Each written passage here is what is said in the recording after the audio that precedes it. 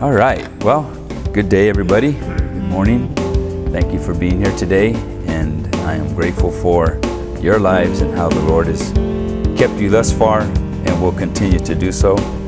Looking forward to good things taking place in our lives.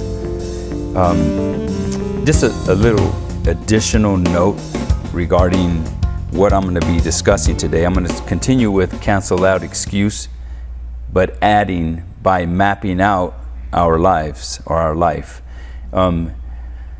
Here's the thing, okay, because it's easier said than done, because a lot of the things that we're confronted with or things that we desire, there's questions like, how does it get done? Where do we start? What do I need to know? How far should I go? All the different things you may have in your mind, or we may have in our minds. But here's the thing. Okay, Galatians says that faith works. What's the rest of it? By love. Okay, say it again. Faith works. Now don't answer. Don't answer now, because I don't want you to be wrong. Through love. That's what it says specifically. Faith works through love. And the reason why I'm making an emphasis on this is because what's the difference of like what was typically understood when we think about that scripture in Galatians 5, where it refers to faith works, and here's the common term, by love, which is a misnomer, because when you think of the words through and by in definition in the English grammar, what does it mean? What do they mean? What does through mean and what does by mean? Don't answer. I'm going to give you the answer, okay? And I'm just proposing a question so that you can think, because we get so used to things and then we forget about its true meaning. Ultimately, God is what? God is what? God is love, right? So faith works through love is not referring to God. It's referring to a process, how something's done. If we say love works by faith, then we're saying that love, who is the person, the agent, works faith, right? Love, God is love, and love, this agent, has a way that he does things. God has a way that he manages things. And of all the things that we can look at with regards to our life, where we have dropped the ball, and I know that we're all in this because I'm included as well, is in managing. That meaning that we have some clear directives and direction as to what we're going to be doing. If we're not clear within ourselves mentally, then we'll be unclear physically, acting out. So we have to come to this understanding of how things are done. And it is a process, but all of the things that are done in private seem minute, seem little. But they end up impacting in a great way. If you do something every day, same thing every day, simple things every day. Things that we do are done simply, like exercising, eating right, reading, informing ourselves. It's simple to do, right? And there's no excuse, because we can go right to, if you don't have a computer, you can go to the library. Right? So we're not we're not living in the dark ages where they buried all the scrolls. Everything is there for us. To keep people ignorant. That's literally what the intent was, to keep you ignorant, so that if we keep you ignorant, then what can happen? What's the result? Somebody takes control of you.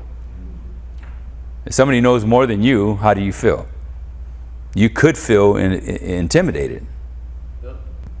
Right? You can feel like, okay, I'm going to just stay quiet. I'm not going to say nothing. We're afraid to speak. There's got to be some openness. And I have no shame. I work for this man. He's like 80, in his 80s. And listening to him, we were working together, setting up some pictures.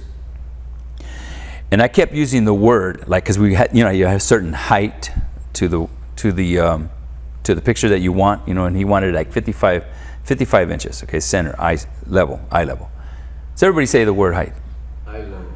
No, height. Height. Say it again. Height. Okay, say it again. Height. Louder.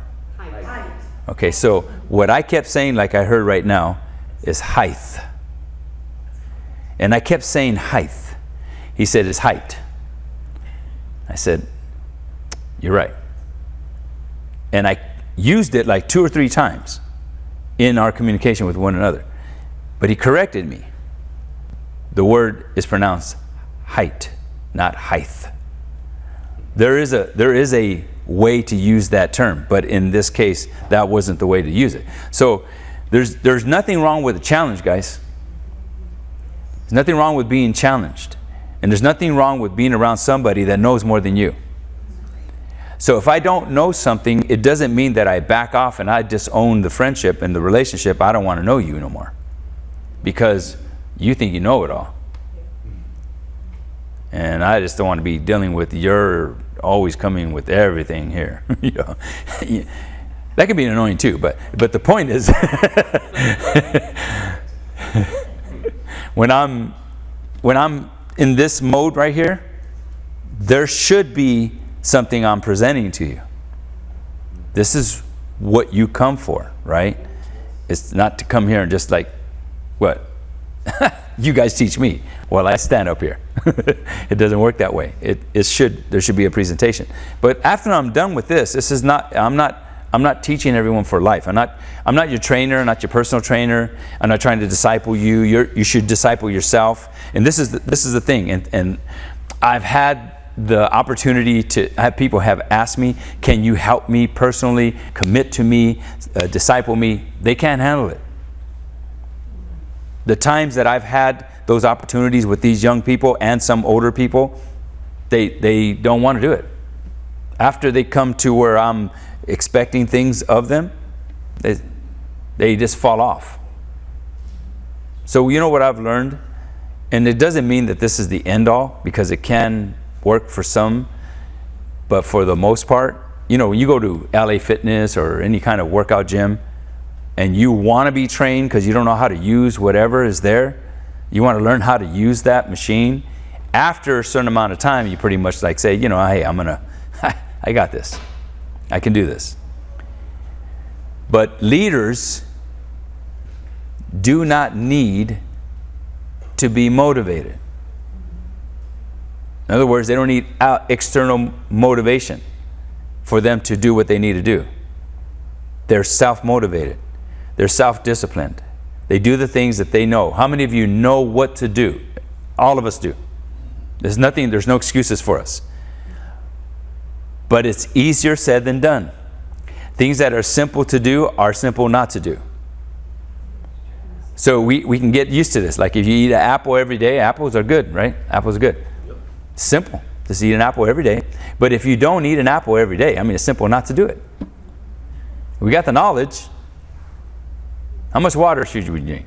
Should we drink? Everybody knows. You know how much. You don't have to tell me. And if you're dealing with leg cramps and everything else, you know what you should do. There's nothing new under the sun. You understand? Especially talking to people like us. Most Christians are know-it-alls anyways. Okay. So where do we start? If we're going to map out our life, we're going to cancel out excuse. That's what we're doing here. We're canceling out excuse. Excuse wants to paralyze us, wants to stop us from moving forward in life. But just keep this in your heart, in your mind. Faith works through love. There is a process. There is a motivation for the things we do. Why do you control your emotions? Why do you control your words? Why do you control your attitude? Why do you control your look, your face, your eyes? All the things that come along with communication. Why? Why? Why? Tell me why. Because you're aiming to walk in love. You're aiming to stay in love. It's easy for us to fall out of love. Like, that old song? It's a thin line between love and hate. Right? You guys remember the song? It's a thin line between love and hate. Bum, bum, bum, bum. But you understand? It's that fine line because it's so easy, like immediately. And one of the reasons is because of expectation. The expectation is there. You should know this. Why do I have to keep telling you? Over and over and... What did Jesus say about this? Peter asked the same question. How many times do I forgive? How many times? 7 times 70. That one offense. Not including all the offenses, but the one. 7 times 70. 7 times 7 is what? 49. Add the 0, what do we get? 490 times. One offense. Let me ask you this. Who should be growing at that time? Can't hear you.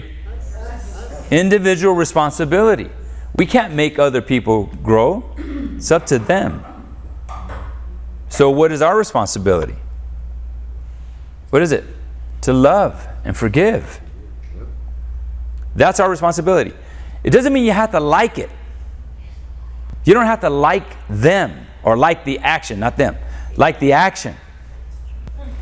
We want to say, I don't like them. I don't like you, man. Get away from me. Okay. But what you present, what you bring, that thing you carry with you, that you've allowed to dominate your life, and you can go through all the process because of the fact that you've taken the time to discipline yourself to have control over your feelings and your emotions and everything that comes along with this. We all work on ourselves every day. See, and don't lose heart, because those simple things will end up with greatness. Something great.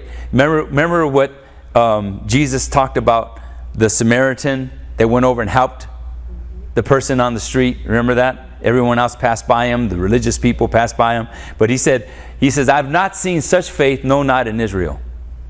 The Samaritan. He went beyond, outside of himself, outside of the comfort zone, which is what we're not used to. We're not used to going out of ourselves. We're used to staying. What do we want? We want the blanket spirit, the pillow spirit. We want everything to be comfortable for us. Right? What are we seeking for? You want to talk about retirement. I'm seeking to kick back and relax and do just nobody telling me what to do. I could do whatever I want. And there's nothing wrong with being independent. You understand what I'm saying? We should think. We should think on our own. Like I said, you've driven with people who are backseat drivers, side seat drivers, 3-seat drivers. And what happens to the driver? I don't know what to do. I don't know what to do. Confusion sets in. What? Car seat drivers. Yes. Mama, mama, mama. What? I'm not going to go there. Okay. Where do we start with? Where do we start with what we desire? Where do we start with what we desire? I'm hoping I'm wrote that sentence correctly. Okay. Here's the answer. What do we start with? Motive. When it comes to our desire. Remember, faith, what? Works how? Through. Through is a process. Remember that. You look it up in ChatGPT, whatever you want to look it up. And it'll show you. There's a difference between through and by. By is the person. Through is the process. How something is done. And here you guys read Romans 7. You guys ever read Romans, the book of Romans? Yes. Okay, remember Romans chapter 7? We're talking about the law, right? And being living by faith now, at one point in time, having myself subject to a law, the law of marriage. But when you divorce, you're no longer bound to that law. You're no longer bound to that person. Or if the person passes, you're no longer bound to that person here in this earth realm, right? So we learn things, elementary things. It's like when you start to do something, you learn the mechanics of something. And you process that every day. You do it every single day. Okay, so if I ask you guys, I'll ask the ladies, what type of exercise-wise, what types of exercises do you do for your chest? Like chest exercise. Okay, here's my chest, okay? My chest here. What type of exercises do you do for chest exercise? Not the guys. Well, I can ask some of you guys because I think some of you guys may not know. But I'm going to ask the ladies. So what would be one exercise that you do to work out your upper body? What? Flies. You guys know what flies are? You got these? Okay. What else? The chest. Regular chest. A push-up one, right? Anything else? Planks. Push-ups. But let's say with weights, guys. Using dumbbells. Let's say you have dumbbells. Military. Military. What is that? That's something new to me. That's for curls, right? Isn't it? You're showing me curls, biceps. Okay. Okay, well, let me see. So if we do a pullover this way, right here, that right there, that's a chest exercise right there. There's also the one that comes forward like this, right? Have you guys ever seen that? And then we have the ones that are right here, inside, right here. So that's for your lower part of your chest. But if you don't have this knowledge, you won't have the discipline to do it. So what do you have to do? You have to listen to someone else that knows, that has input on this, right? I'm using that as an analogy. This is as an example. I'm not telling you ladies you have to do this. You can do whatever you want. But when it comes to what we do in life, we have to start off with something, right? What did God give us? He gave us His Word. These words are instructions. They are called, and I am emphasizing on commandments because Jesus did not take away from the commandments. When we read the New Testament, He talks about the commandments. When we read, you guys know in Exodus chapter 20, but then in Deuteronomy chapter 6, it gives a list of the commandments very succinctly. 10 of them. 5 for God, the other 5 for people. Yourself and people. So if you receive these commandments, then now I have the instruction on what to do, right? But it doesn't mean that you're doing it. This is the process. This is what you need to do. You're gaining the what? Knowledge of it. We got to have knowledge of it.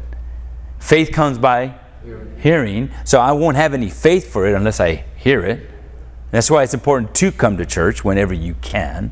And if not, then obviously that's what YouTube and everything else is out there for. And you're able to get this input so that you can now have some directives. It becomes now a concept, and that's what needs to happen. It needs to become part of you. This is now whose word? Whenever we take God's word and we make it a part of our lives, it becomes our word. And we now start living this because it's part of who we are. It's who we have become. So that we can, what's the ultimate goal? Do it. That's the whole objective. Simple things every day, statedly, but it's simple not to do it. Right? So we gotta establish this. Okay, so if we're gonna, whatever we want in life, that desire, whatever the desire is, we have to establish the motive behind it. Say, why do we want or desire what we want or desire? Why do we want or desire what we want or desire? Okay, maybe I should have added some commas in there. Okay, but you get it? You get it? Why do we want it? Why? What's the reason for it? Why do we want what we want? or desire? Why do we want it? Why do we have that? Check our motives by asking ourselves this question. This is a measuring stick, like an acid test for what you want. What am I prepared to sacrifice for me to have what I desire? Because then it's going to eliminate whether you really want it or not. Yeah. Because the majority of the things that we desire, you can have it. What did Jesus say? Ask, and what happens? It's pretty easy. What do you have to do? Ask. And what happens? Receive. Seems like a pretty good plan, don't you think? You ask, you receive. But the in-between, seed, time, and harvest. That's where the sacrifice comes. So, how many of you, give me some examples of what you guys desire, or what is a goal? Anything. What do you got? Anybody? Got any? 100,000. Okay, money. $100,000 money. Anything else? Huh? Good health. Okay, anything else? New car. Anything else? Huh? Pay off the mortgage. Yes. Yeah. Anything else? New home. House. Home. Yes. Cruise. Anything else? Okay, that's all you got? New mower. See, all of these things, and they're relevant, guys. They are relevant to you. But for that to happen, what needs to happen? Something has to happen. Mortgage, paid off, right? New house, paid off. $100,000. Cruise, health, all these things, right? What are you willing to sacrifice for it? And most of the time, people don't want that in between. They just want. Period. They just want. But they don't want what you need to do in order to receive. You ask in between before the receive. People, you want to lose some weight? First of all, you got to think about this. If you're going to lose some weight, what do you got to do? First of all, acknowledge the fact that you need to lose some. You need to get rid of some, right? You get on the scale. What do? You don't even have to get on the scale. Just look in the mirror. Like, yep, don't have to have revelation. I pretty much can see that. But what must be done? You got to know, how much do I want to get rid of? And then give yourself some time, a deadline as to when you want to have this done. Yeah. Right? So, yes, I have to admit I fell off the wagon, but I'm back on it again. Nonetheless, and that's where God's mercy comes in. God is love. God forgives. And there's no excuse for my irresponsibility. Lord, forgive me. Then what do? Not stay in regret, because I'll tell you, one of the main influences for weight, and let me put it this way, forget weight. The main influence for lack of health is how you think. There are so many evidences of how mental health, how you process things, not necessarily juices, but how you process thoughts and worries and fears and all these emotions. And it will have an impact on your body.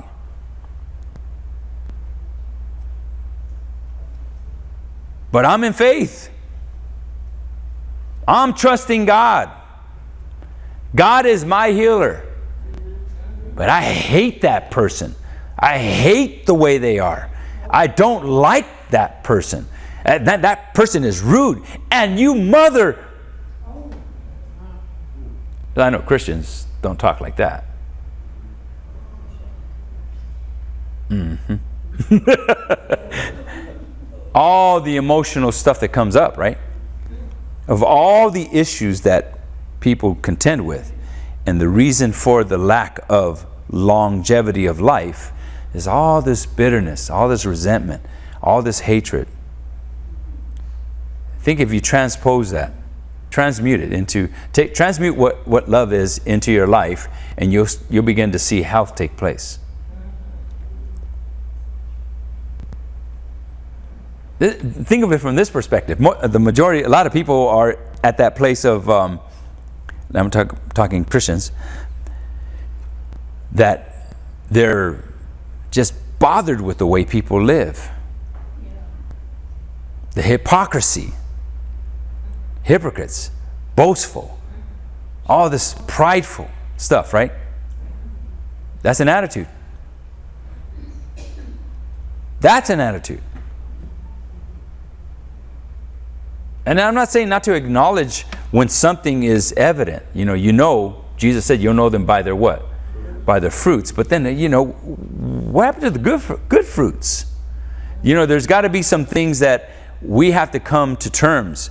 Like, I love life. Like what we read in 1 Peter. Like, we haven't done our confession for a little bit. We'll hit that up next week.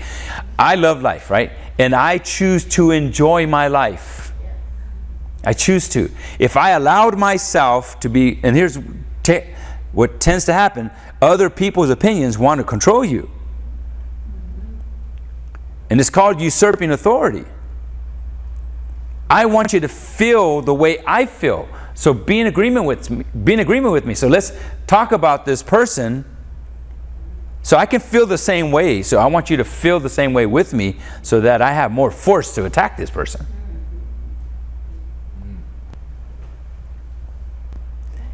And we're doing it in the name of what? The name of work. You ever had a conversation with a pragmatic person? You guys know what I mean by pragmatic?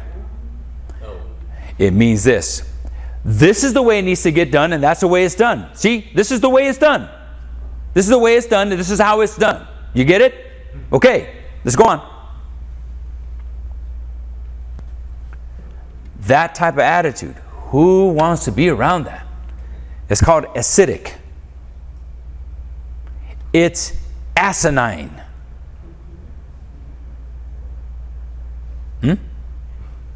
It's not a good way to live. It's not a healthy way to live, and it's not a good way to live.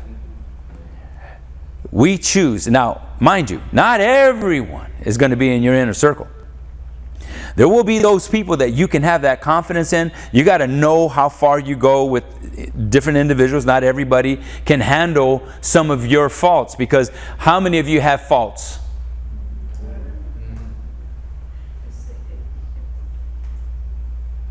How many? All of us. There are things that we're continuously growing in. But not everybody can handle your faults.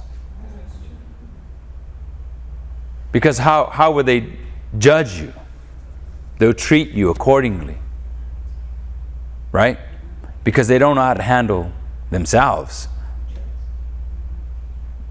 And in many cases, a lot of people don't like to say anything because they know how they're going to react, not respond. But we got to grow. We got to grow up. Have those hard conversations. Learn how to talk through things, right?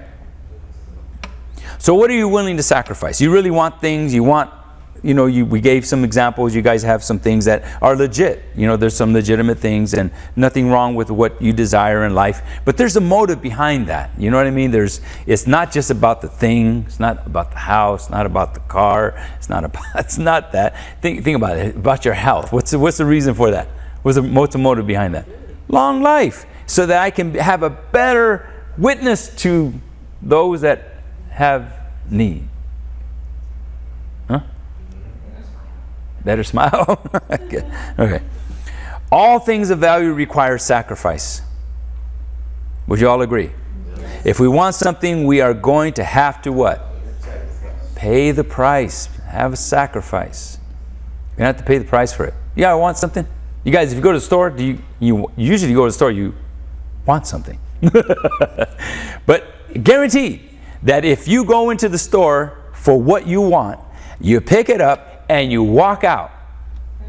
Guaranteed that somebody's going to follow you and say, excuse me, I think you forgot to do something.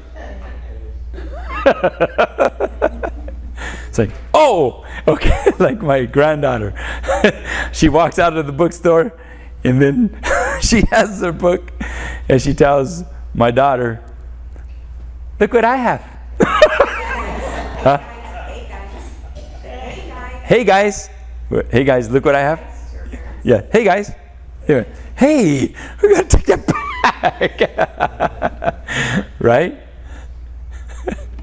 I had some money on my desk, and the two girls came down, the little girls, Camila and Indy, and they both had $20 bills in there.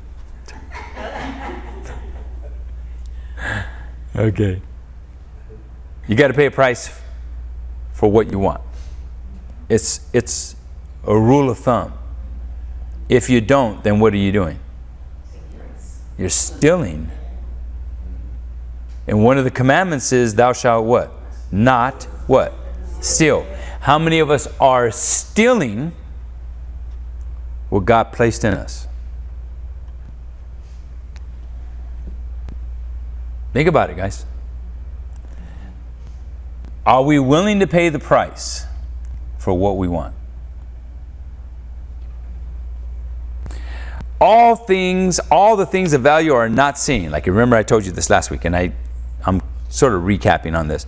Or unseen things. Not seen or unseen things. All the things of value. Things of value, first thing that needs to come to mind is what? Your own mind. Right? Your internal organs. The things that you have. Your spirit life. All these things, they're unseen things. But they are of great value. There is intellectual property. You guys, you ever heard of that phrase? Intellectual property has to do with what? Ideas. Things that are of value. And there is an actual patent for that intellectual value. How something is done. Have you guys ever seen Shark Tank? And they'll ask, do you have a patent on that? Right? They have this, whatever this, and because it looks like some of the things that they propose, it's already done. But then they're bringing out a different method, right? Then they'll ask, do you have the patent for that? Because then that says, because there was a time that they were considering closing down the patent store. Like, there's nothing new that will be created. But obviously that's not true. With all that, we're in the age of what? Technology. Right? I mean, we got a war going on right now where some of the things that are some of the equipment that's being used is not even being manned personally. That's being controlled by what? A computer. Think about it. We are in the age of technology. And knowledge is increasing. God is far ahead of it, guys. He's already been there. He's already done it. It's already finished. God has been using wireless way before. He's been using. That's how he operates, because he operates efficiently. God's pretty smart, right? Don't you think God is smart? Maybe a little smarter than us. Maybe a little bit, you know. So all these things of value, right? They're mind, soul, idea, thoughts, belief, faith, hope, love, all these things, right? What gives these values tangibility? And that's why I'm saying cancel out excuse by mapping out your life. Having a plan. What gives it tangibility? Words. Remember that? Yeah? So what gives these ideas? Everybody have ideas? Anybody got ideas right now? What gives them tangibility? When you make the time to write it out. What do you got? What do you have? What's the creativity that you have? Is your mind still functional? Do you have things going on inside of you? What do we need to do with those things? Write it. Doesn't matter if it's stupid. Write it. Write the stupid. Because that stupid may be an answer for something that will end up being smart. I am going to the extreme on this. But what do we need to do? We need to write the words. Make it tangible. Amen? Well, I trust this has been beneficial to you and that you have been encouraged with this word. We are grateful for you attending. Please make sure to like, subscribe, and ring the bell for notifications of further videos such as this. If you don't know Jesus, very simply just confess that Jesus become my Lord. Say that, Jesus be my Lord. And say this, I believe with all my heart that God raised Jesus from the dead. If you said that, Romans 10:9, you are now saved. And if you've never done that before, now you are saved. Find a local church. Come here to visit with us here in Santa Clarita, California, on the campus of Grace Baptist. And we are in Building E, Timothy Center. And we meet every Sunday at 11 a.m. So come out and join us. If you want to give to our ministry, you give through Venmo and you're giving to Faithwired. Thank you once again for tuning in, and we'll see you next time. Blessings to you.